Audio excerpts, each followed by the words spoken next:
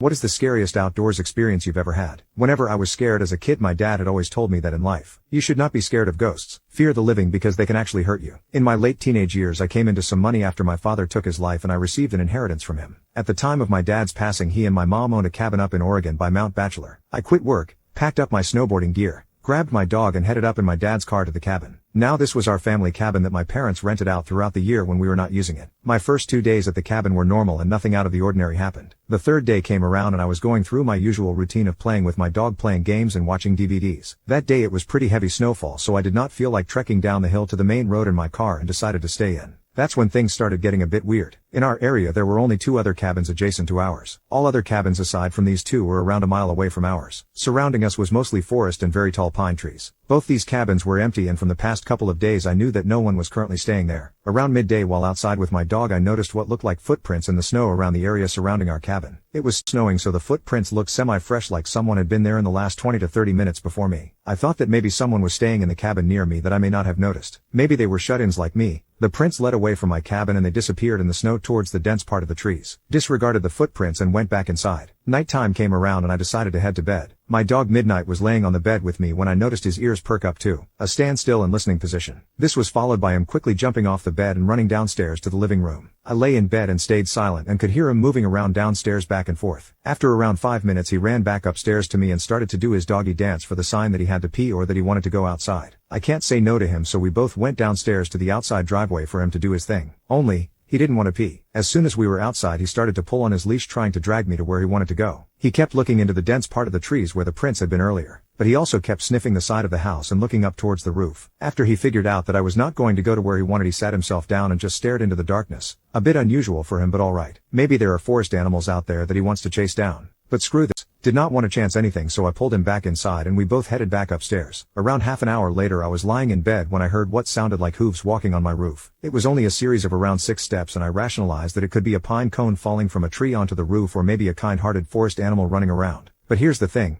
The steps seemed to be spaced apart like a man-length stride, so it was really freaking me out. Midnight also heard the noise and was quick to run to the balcony screen door, expecting for me to let him out. Alright, you know what? I'm a tough guy and at the time considered myself to be fairly well built and strong enough to handle myself. So I grabbed my coat and shoes along with my cigarettes and flashlight and went out onto the balcony. As soon as I was outside I lit up my cigarette and started canvassing the roof with my light. Nothing there, and the snow on top was undisturbed. Weird. Must have been all my head. What about Midnight hearing the noise? Maybe he was feeding off my fear or paranoia. I started to calm down and relax again. My eyes started to adjust to the darkness and I kept smoking and just staring at the stars and trees next to our cabin. That's when I saw it. In a tree that was a little taller than our cabin and around 20 feet from the balcony, I saw what looked like a man crouched in a squatting position in between 2 branches. It was squatted on one branch and its arms were extended above its head, holding onto the branch above it. I wasn't sure if I was really seeing this thing and stood just staring and sat there motionless. I noticed Midnight stand up and start pacing behind me and lightly barking at the same time. The thing still did not move. I put my cigarette out and was debating on shining the light in the thing's direction,